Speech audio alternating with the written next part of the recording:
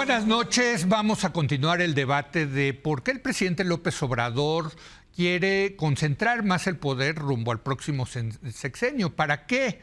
Si llegara a hacerse el famoso Plan C, pues ¿qué van a hacer con todo el poder que van a acumular? Para hablar de este tema, saludo a Blanca Heredia. Blanca, muy buenas noches. Muy buenas noches, Vanessa Leo. Romero, ¿cómo estás, Vanessa? Bien, todo bien, buenas noches. Y en esta ocasión nos acompaña Carla Mote. Carla, ¿cómo estás? Buenas noches. Hola, Leo, muy bien, gracias, buenas noches. Bueno, ayer me dijeron que parezco muy necio con este tema, pero a mí me parece muy interesante. Más allá de concentrar el poder, porque esa es la racionalidad del poder, ¿verdad, Blanca? Eso decimos los politólogos, ¿no? Todo el poder quiere seguir acumulando más poder. Más allá de eso, ¿y luego qué? ¿Luego qué va a hacer Morena si controla al Ejecutivo, el Legislativo, el Judicial y los órganos autónomos del Estado? Vamos a suponer que ya logró, Claudia Sheinbaum es la presidenta, tiene supermayorías, tiene ya el apoyo de la Corte, ya no tiene el contrapeso de los organismos autónomos del Estado. ¿Y luego qué? ¿Y luego qué? A ver, déjame empezar diciendo, tienes toda la razón y ya lo decía ayer Renata Turrent muy claramente, sí. No es una cuestión privativa de Andrés Manuel López Obrador el querer más poder. Todos los políticos, en un sentido, todas las personas que tienen algún poder quieren más poder. Sí. Lo que a mí me parece interesante es que para el presidente López Obrador, el acumular tanto poder como el que se está planteando, que es básicamente dominar pues dos órganos, dos ramas del Estado, el Poder Ejecutivo, el Poder Legislativo y por esa vía el Poder Judicial, sí. No solamente es algo que quiera, desde el punto de vista de cómo él lo ve, es imprescindible para avanzar su proyecto. Esto empezó una primera nota que no es trivial, porque no todos los partidos del mundo quieren todas las canicas para hacer su proyecto. ¿Por qué Andrés Manuel y su movimiento sí quiere todas las canicas? Que ahí es donde yo me pregunto, porque generalmente eso ocurre en una revolución, con un proyecto que es muy radical y por lo tanto necesitas mucho poder. Yo creo que justamente es eso, de eso se trata. Y de muchas maneras el presidente López Obrador lo ha dicho, digamos, y la frase que lo resume todo es la idea de una revolución pacífica, que ha intentado hacer en este sexenio, pero que ha tenido algunas limitaciones. Hay, desde mi punto de vista, una razón fundamental por la cual el presidente considera que requiere, para poder seguir avanzando en esta transformación que quiere para el país, concentrar todavía más el poder, no solo concentrarlo, sino tener más poder. ¿Sí? Que ya tiene mucho, pero concentrarlo y tener mucho más. Sí. O sea, que ya no haya realmente otros poderes que le puedan poner freno. ¿Por qué? Porque básicamente lo que quiere es poder lidiar con las herencias de lo que, como él lo ve, institucionales y legales del viejo régimen, que es el viejo régimen que pudiéramos denominar de democracia oligárquica, de contenido neoliberal en lo que hace a su política económica y social. Todas esas ideas y todas esas políticas están condensadas en un conjunto de arreglos legales e institucionales que tuvieron 3 propósitos y han sido exitosos en esos propósitos y consiguieron 3 cosas. Acotar el poder del Poder Ejecutivo, en primer lugar. Sí. 2, acotar el poder del Estado en general, en particular frente a las minorías privadas con, digamos, altos niveles de capital económico. ¿Sí? Más que el mercado. En particular, digamos... O sea, capitalismo de cuates. No, quiero decirte, hay minorías, ¿sí?, muy poderosas en México y en todas partes del mundo, en un sistema capitalista. Los que son los dueños del capital tienen por su posición en el sistema capitalista un enorme poder y suelen utilizar al Poder Judicial como uno de los elementos más importantes para proteger sobre todo sus derechos de propiedad. Sí. Esto también se fortaleció durante el régimen de la llamada transición o desde los críticos de democracia oligárquica. Esas son las cosas con las que quiere acabar Andrés Manuel. Y tercero, y esto viene de antes, quiere acabar con el poder y sobre todo la autonomía del INE y el Tribunal Electoral. ¿Por qué? En resumen, porque quiere poder seguir avanzando en una transformación que nos lo dijo desde siempre muy claro. Tiene como lema fundamental por el bien de todos, primero los pobres, es decir, un gobierno que se aboca sobre todo a beneficiar a los sectores mayoritarios de menores ingresos y que busca hacerlo a través de, 1, limitar la posibilidad de que el gran capital pueda ponerle límites a ciertas acciones que el gobierno considera que son indispensables para beneficiar a las mayorías. Concretamente, en el caso, y yo creo que una de las razones por las cuales está buscando estas supermayorías el presidente Andrés Manuel López Obrador, no es solo por aumentar la presencia del Estado en general en la economía, sino muy particularmente en el tema energético. Ahí es donde me parece que está más interesado en lograr tener la supermayoría que le permita echar para atrás la reforma constitucional del sexenio pasado, que liberalizó ese, y luego algunas otras cosas que agregaré en la siguiente intervención. Me parece muy interesante lo que dice Blanca, pero perdón, yo no compro eso de las oligarquías empresariales, porque yo veo a esas oligarquías más felices que nunca. Es más, en el índice de capitalismo de cuates que publica cada 2 años el Economist, México ha empeorado en eso de capitalismo de cuates. Yo no veo realmente, yo le aplaudiría rabiar al presidente si terminara con esas oligarquías. En ningún momento yo dije que quiere acabar con la oligarquía. Quiere acabar con ciertos enclaves a través de los cuales una parte de la oligarquía quiere frenar la reforma energética. Nada más la reforma energética. Nada más eso. Okay. Esa es mi posición. Okay. Yo creo que una buena forma, y retomando bastante la estructura que nos propone Blanca para solucionar tu problema, que te decían que eras bastante necio ayer. Pero si soy muy necio o no. Pero yo creo que es una muy buena pregunta. Es una buena necedad. Y yo creo que es la pregunta que todo lector debería realizarse. Me parece, perdóname tantito, ayer estaba, en general creo que esa necedad es importante que la mantengas, pues es una excelente pregunta porque te hace pensar. Nos hemos acostumbrado mucho a hablar sin pensar. Y creo que a lo que nos expone una pregunta, ¿no? Como la tuya, es, a ver, piénsale un poquito más, ¿no? Tienen todas las fichas y ahora qué más, ¿no? Y es la pregunta que todo lector debería hacer antes de votar por cualquier proyecto. ¿Para qué quiere el poder y por qué se lo voy a dar? ¿Qué va a hacer con él? Entonces, pero sobre todo el poder, ¿no? Yo creo que las preguntas que podemos hacernos es ¿por qué quiere todo el poder? ¿Para qué lo quiere una vez que lo tenga? Y cómo va a conseguir esos objetivos de los que habla Blanca, ¿no? El por qué, pues tú bien lo decían ayer, creo que lo único en lo que coincidían, pues todo proyecto político, y Morena no es la excepción, quiere tener todo el poder, necesita hegemonía para implementar su agenda pública. Ahí no hay nada. Y a lo que se refiere, yo también coincido ahí con Blanca, es que, a ver, la oposición a la transformación, como la llama Morena, no solo está en el frente opositor, no solo está en algunos empresarios, no solo está en algunos medios, no solo está en Xóchitl Gálvez, también está dentro de las instituciones que hoy operan y que nos heredó el priismo, la mal llamada transformación democrática de Fox. Ahí también hay oposición. Sí. Entonces, pues para eso necesitas hegemonía. La pregunta, ¿para qué? ¿Cuál es el objetivo?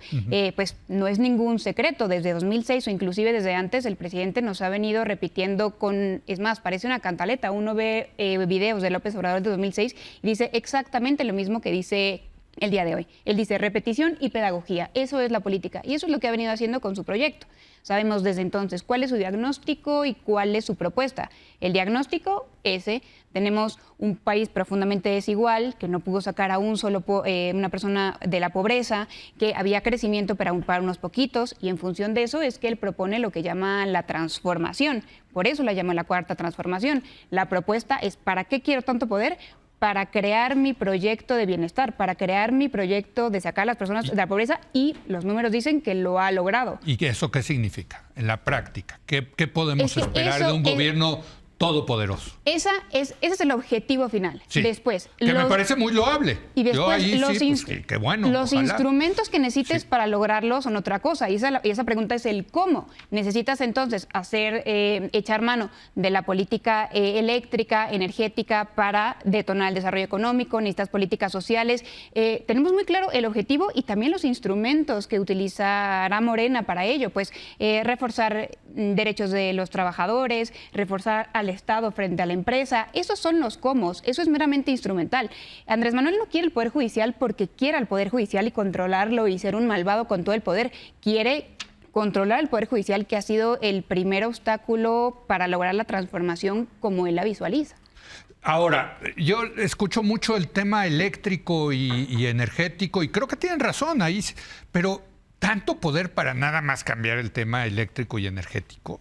¿En serio? Yo me iría un poquito más atrás, digamos, dar un pasito atrás en esta pregunta general que nos haces, Leo, más allá del futurismo, de plantear qué es lo que se quiere hacer, que sí tenemos pistas, reforma eléctrica, reforma político-electoral, que ya han estado sobre la mesa y que, por cierto, pues no fueron aprobadas en este sexenio. Es decir, es un punto pendiente que a mí me parece muy evidente que vamos a observar a corto plazo, ¿no? De cumplirse el plan C. Mi pasito para atrás va en torno a esta pregunta. En realidad es concentración del poder lo que se está planteando, y yo creo que aquí también tenemos varias pistas, que yo me voy a ir al pasado, no me puedo ir al futuro, con la reforma político-electoral planteada por el presidente Andrés Manuel López Obrador. En particular con lo que implica para la arquitectura jurídica la cuestión de la conformación de las curules, de los partidos políticos dentro del Congreso. Eso concentraría el poder. Porque, bueno, en términos generales, bajo las normas que tenemos ahora, se está planteando la mayoría calificada para poder hacer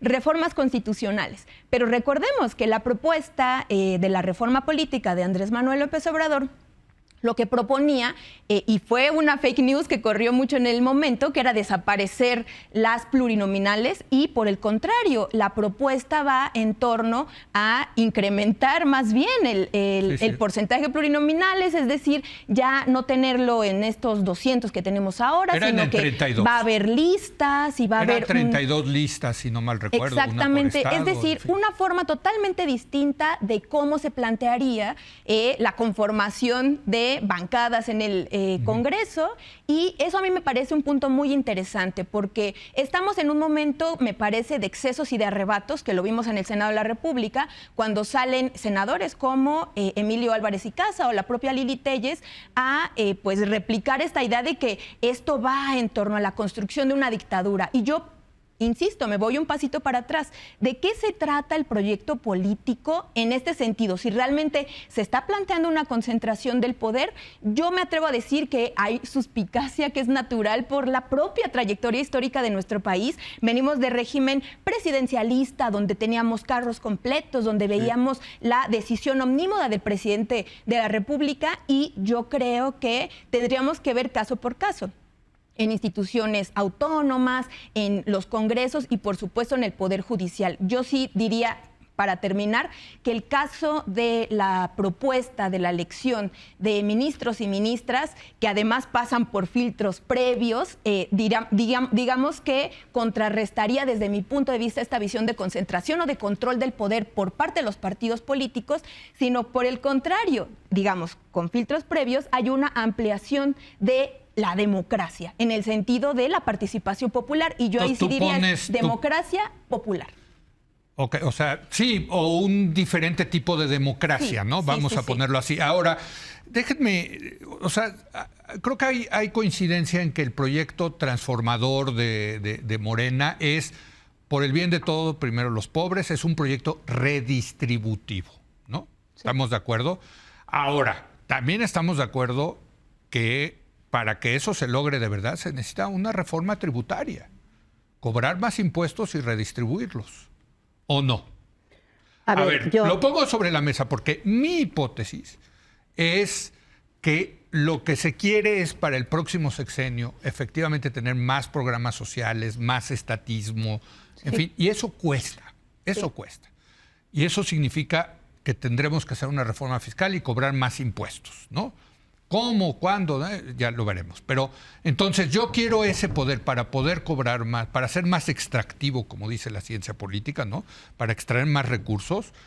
Pero también, como ya tengo todo el poder, no me pueden castigar en las urnas por haber subido los impuestos. Sí, yo creo que es muy sugerente y muy provocador tu artículo de lunes, si mal no recuerdo, exacto, en donde sostienes esta idea. Es la idea. Quiere concentrar el poder del presidente para hacer, bueno, para que su sucesor haga una reforma fiscal, porque si no, no le va a alcanzar para los programas sociales y sus proyectos, etcétera. Y quiere acabar con la democracia para que no lo castiguen en las urnas. Ok.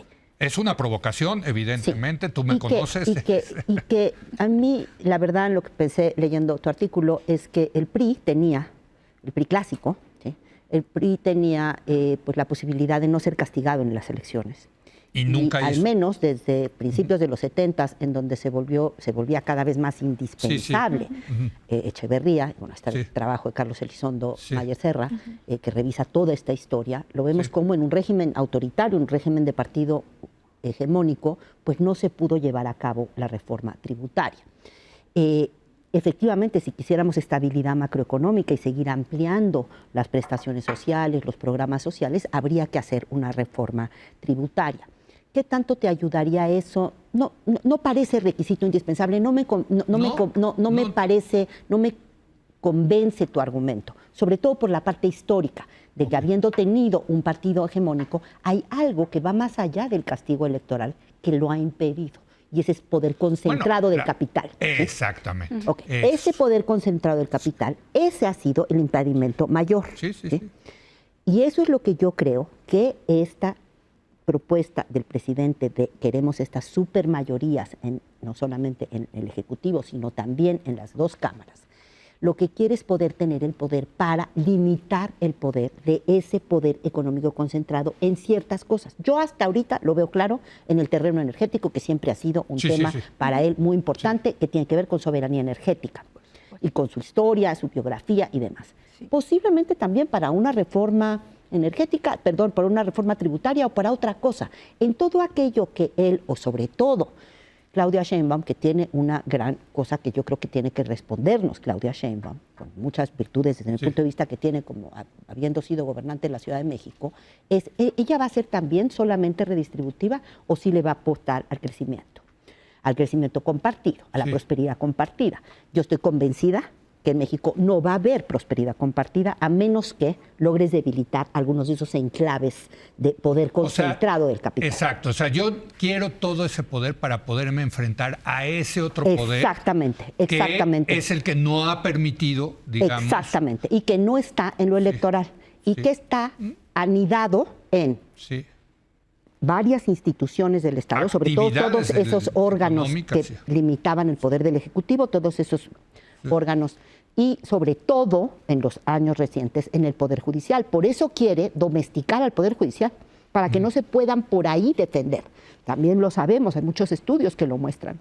El Poder Judicial, desde que despertó de su sueño aquel constitucional en el que estaba dormido, básicamente se ha dedicado a defender los intereses de minorías concentradas, ¿sí? Todo el tema de juicios en la parte fiscal, por ejemplo, ¿sí? O cualquier medida que quiere tomar un gobierno para poder, digamos, limitar esa concentración tan excesiva y asfixiante para el resto de la población en términos de generar riqueza, está concentrada en el Poder Judicial. Ahora, a eso habría que ponerle nombre y apellido. Falta ponerle nombre y apellido. Déjame terminar con la parte que es más complicada, ¿sí? Más complicada. Digo, me gusta lo que vas diciendo. Yo creo que la segunda parte del proyecto de Andrés Manuel López Obrador, su movimiento, quizá también Claudia Sheinbaum, no se ha pronunciado al respecto, es sí ir hacia un régimen de partido hegemónico. ¿Qué quiere decir eso? De pluralismo limitado. Sí hay ciertos partidos, pero no significa tener un régimen en donde yo controlo los procesos electorales, yo gobierno, ¿sí? Yo partido hegemónico, y en donde yo reparto el queso. A veces para mi beneficio, a veces en beneficio de la gobernabilidad, pues te doy a ti un poquito de poder, como le hacía el PRI. A ver, pero es que es que sí hay como la discusión está a dos niveles, que es un poco si efectivamente esta concentración de poder es un cambio en el modelo democrático. Es un cambio de régimen, lo que está proponiendo es un cambio de régimen. Es un modelo de es un cambio de régimen. No, totalmente. No es una propuesta al interior del mismo régimen. Yo me quedo con todas las fichas. Para hacer cosas que este régimen no me deja hacer. Exactamente. Y esa es la otra parte de la discusión. Pero creo que el punto nada más muy breve es cómo accedes a esas fichas, ¿no? Yo creo que el no es trivial, lo está haciendo de manera democrática y en eso sí se distingue del institucional. Si van a ganar es por el voto, o sea, 2/3 partes. Aunque luego ahí muchos dicen no se vale porque va a haber una elección de Estado. Yo creo que ahí ya se están curando en salud la oposición. Mejor que se pongan a chambear, ¿no? Yo creo que hay un doble rasero bien injusto con Morena y la oposición, porque a Morena le están casi crucificando porque quieres todo el poder, mientras que no estamos viendo a la oposición. Morena va a tener mayoría calificada en el Congreso. Bueno, vamos a ver. Seguramente la tendrá o probablemente la tendrá, pero bueno, si llega a tenerla, será por culpa de la ambición desmedida de Morena, el presidente de Claudia Sheinbaum, o también por la incipiente oposición y porque tampoco han hecho su chamba. La misma No, también son responsables. Claro. La misma pregunta que nos hacemos hoy en este programa podríamos formularla respecto a la oposición. ¿Para qué la oposición quiere poder? Está clarísimo, también lo ha dicho. Para acotar al Ejecutivo, para acotar al Estado, para defender a las minorías y los derechos individuales. Su narrativa es reaccionaria. No nos han dicho una visión liberal, de poder. Es liberal. No, sí, pero no tienen una visión de poder a largo plazo. Que por cierto, decir que sea reaccionaria porque sea, pues tampoco tiene nada de malo. No, o sea, tiene una carga. La respuesta que están dando. Pues es acción, a toda reacción hay una reacción. Claro, ¿cómo? No tienen el para qué. Ahora estamos aquí diseccionando. No, si lo tienen para qué, lo tienen clarísimo. Yo no estoy de acuerdo. A mí no me es parece regresivo. que esto es bueno, no sé. O sea, más allá de lo que opine, o sea, si la pregunta es ¿para qué quiere el poder la oposición? Está clarísimo. Su visión de país. Su visión de país es un país como el de los neoliberales. Máximo margen de acción a la libertad individual, acotado el Estado, digamos un poder judicial fuerte, pesos y contrapesos, minorías con mucho poder. Entonces la cuarta transformación. Bueno, pues eso es lo que quieren, no nos han planteado nada distinto, ¿o sí? No, me parece que no, absolutamente pero no. la pregunta es si en ese proyecto los que siguen dominando son esos grandes capitales tan poderosos que, o sea, si es una defensa. Esos se mantienen, no importa quién gobierna. Es Cuando que, mira, menos yo en estoy México, a favor de ese proyecto neoliberal, ejemplo, pero yo creo que ese proyecto neoliberal no se ha logrado en México por el poder los enclaves del oligárquicos. Exacto, por los enclaves Y no oligárquicos. hay actores diferentes detrás. Esos enclaves oligárquicos En caso de lo que tú llamas oligarquía, yo lo llamo capitalismo de cuates. Okay. Que son esos enclaves de capital concentrado Estado y que son una aspiradora gigante que impide que muchísimos mexicanos y mexicanas puedan echar a andar su negocio, prosperar, generar riqueza. Y si no le entramos a eso, no va a haber posibilidad de prosperidad compartida. A ver, perdón, Vanessa. Sí, bueno, nada más quiero entrarle al tema que nos decías de la reforma fiscal y después la posibilidad de que sea castigado por los votos. Yo no creo que vaya a haber, al menos en el inicio del sexenio de Claudia Sheinbaum, una reforma fiscal.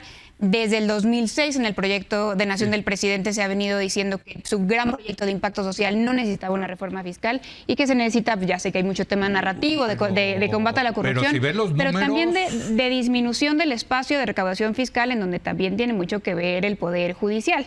Entonces, muchos recursos de revisión en materia fiscal en contra de... Eso sí les ha pegado, eso sí les ha pegado.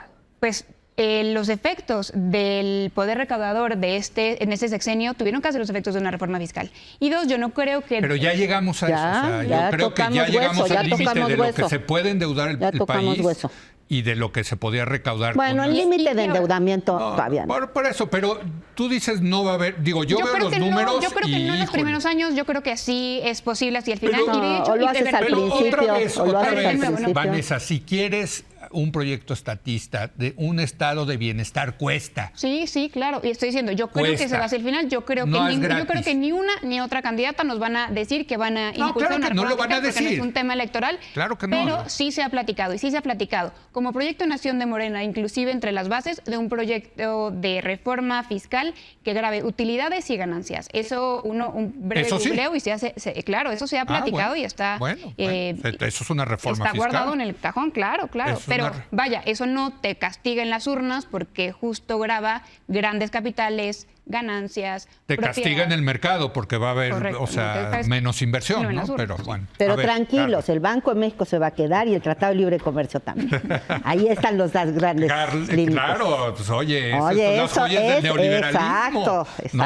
A ver, Carla. Pero incluso si se hace o no la reforma fiscal, pues tampoco creo que necesariamente implicaría este adelgazamiento de estas oligarquías que comenta Blanca. Entonces, creo que bien negociado, vencer su resistencia. Importante, ya lo veremos. Yo creo que evidentemente estado de bienestar cuesta. Yo pondría ahí dos temas sobre la mesa, que son el Sistema Nacional de Cuidados, que está pendiente y que eso implicaría muchísimos recursos, que es importantísimo para el reconocimiento de los trabajos no remunerados que hacemos todavía las mujeres, y la posibilidad de que una de las políticas públicas estrella de la doctora Claudia en la Ciudad de México pueda llevarse a nivel nacional, que es la universalización de las becas para estudiantes. Entonces, por supuesto que cuesta. Yo no lo sé, al menos la experiencia histórica de este sexenio 2018-2024, lo que sí nos dice es que no fue necesario para poder echar a andar grandes tanto proyectos de infraestructura como beneficios sociales, pues que son este sexenio la libraste, universal. Carla. Yo sí insisto, y aquí hemos tenido mesas al respecto. O sea, ya hay un estrés en las finanzas públicas que no tuvo Andrés Manuel López Obrador. O sea, sí va, y sobre todo particularmente al 2025, ya no va a alcanzar la cobija. Ya lo veremos si es que en los primeros años del sexenio Ahora, se plantea la reforma fiscal. Pero yo quisiera meter otro punto sobre la mesa. Retomando lo que comenta muy bien Vanessa, a mí me parece que la suspicacia en torno a cómo se conforman las cámaras, no es casualidad tampoco. La apertura democrática de nuestro país se dio gracias a la entrada paulatina de partidos de oposición en el nivel legislativo. Pero a ver, esas críticas también en su momento, cómo se observaba, ¿no? Que Enrique Peña Nieto haya podido pasar sus reformas estructurales con un pacto por México, controlando de esa forma las legislaturas. Por supuesto, lo que yo coincido con Vanessa es en el doble rasero. Pero ya para terminar, nada más, estamos hablando en esta mesa sobre la concentración del poder y se utiliza aleatoriamente Morena y Andrés Manuel. A ver, Andrés Manuel ya se va. Yo sí creo, lo que sí creo es que está haciendo, más bien ejecutando parte de su proyecto político sexenal con miras transexenales, es decir, acotando el camino para que venga una figura que evidentemente no va a contar con el nivel de simpatía popular, no digo que no la tenga, en su caso la doctora Claudia Sheinbaum, pero bueno, es que sí, claro, incomparable en ese sentido, entonces o sea, entonces sí creo ante que la se falta de sientan carisma, ante la falta de carisma, falta de carisma. Yo sí, a ver, digamos, ante la falta de carisma, pero yo no le llamaría que tenga esas mayorías para que pueda gobernar, porque sí creo que López Obrador sí tiene esta otra parte, mira, con una perspectiva transeccional a largo plazo, lo que implica es decir, sentar las bases con de el carisma legitimidad política y posibilidad de acción, en este sentido de que veamos una, yo digo, superpresidenta, que además va a ser la primera mujer presidenta y que tenga posibilidad de pasar reformas constitucionales y hacer proyecto de gran calado, ¿no? Bueno, un minuto, una última ronda. Blanca. Yo creo que el presidente López Obrador, y hablo de él específicamente porque es él el que está animando toda esta discusión y todo este proyecto, y se salió a pedírselo hacia el electorado, que le den 2/3 en las dos cámaras y mayoría apabullante para la presidencia. Por eso me refiero a Andrés Manuel López Obrador. Él está buscando fundar un proyecto transeccional que consiste en una transformación de un régimen, tanto en aspectos económicos, menos, pero sí veo un intento de cambio en el régimen político. Vanessa. Lo que creo que tememos cuando nos hacemos este tipo de preguntas, ¿para qué quiere todas las fichas de la mesa? Es que el proyecto político en curso o elimine los contrapesos o que se perpetúe en el poder. Y yo no creo que hayamos visto ninguna tendencia de ese tipo real, salvo que no sean castillos en el aire de Morena. Recordemos, y ahora también hablo de Andrés Manuel en específico, no nació en 2018, no nació ayer, tiene un proyecto político de 40 años que ha transformado el país siempre por la vía democrática y siempre por la vía legal. Yo no creo que tengamos ninguna base real para pensar que Morena y el proyecto no es democrático. Inclusive han desarrollado algunos proyectos nuevos de democracia participativa, como consulta popular, revocación de mandato. Sí, por eso es también importante debatir esto, porque ayer Pablo decía que sí hay una intención de un maximato, ¿no? O sea, que todo esto se está haciendo. Bueno, es que si no, pues te pones a especular y el cielo es el límite, ¿no? De la especulación, ¿no? Carlos. Sí, yo no tiendo al futurismo, más bien tiendo a ver hacia el pasado. Me parece que ha habido congruencia en lo que ha dicho el presidente de ir dando el bastón de mando y que su retiro se va viendo con esta, digamos, que va a ser el tirar así, ¡fum! Y se ve, ¿no? Como el gran proyecto que en este sentido está planteando, que tiene que ver con la gobernabilidad del próximo sexenio, bajo este proyecto de la transformación, y que se ha hecho de forma democrática y totalmente legítima. Eso creo que es muy importante para contrarrestar esta otra narrativa que habla de dictadura, que habla de imposición. A mí me parece que se tiene que acentuar que es democrático y legítimo. Me parece interesante lo que dice Carla, porque imaginemos que no logran las 2/3 partes, que ni siquiera logran la mayoría simple, ¿no? Sí. Claudia Sheinbaum. Sí. Pues imagínate, ahí sí agárrate, ¿no? O sea, porque Claudia no es Andrés Manuel y entonces, pues, ¿cómo va a negociar con la oposición si no tiene los votos en el legislativo? Digo, difícil pensar que eso ocurra también como están ahorita las cosas, pero es el otro extremo, es la otra parte. Imagínate un gobierno dividido con Claudia Sheinbaum. Improcedente, sí. Sí, pero ¿Cómo nada más sería? que sí, ¿No? nada más que no va a tener el carisma, nada más que tampoco le bastó el carisma a Andrés Manuel López Obrador para lograr Claro, algunas de las cosas que quería, no. y por eso quiere tener la Claro, capacidad claro, para modificar claro. unilateralmente la Constitución. Claro, bueno, y miren cómo se le está complicando a Claudia ahorita el tema de la Ciudad de México, ¿no? Dentro de Morena, ¿no? O sea, no, es que sí está Yo duro. veo debate interesante dentro de Morena. Oye, pero qué Complicado. tal que la dejaron ahí plantada en el estadio del Cruz Azul, la Cruz Azulió, ¿no? Qué horror. O sea, algo te dice eso, Está pero ya, bonito. nos tenemos que ir. Oigan, qué privilegio, y les agradezco que hayan aceptado debatir mis necedades. Encantada. Gracias, Blanca. Muy importante necesitar el poder Vanessa. para qué y para Claro, quiénes. claro. Carla, Gracias, gracias. Leo. Gracias. Gracias. Voy a platicar ahora con Jorge Zavala del tema del huracán que entró y devastó a Acapulco. ¿Qué es lo que está pasando? En un momento más.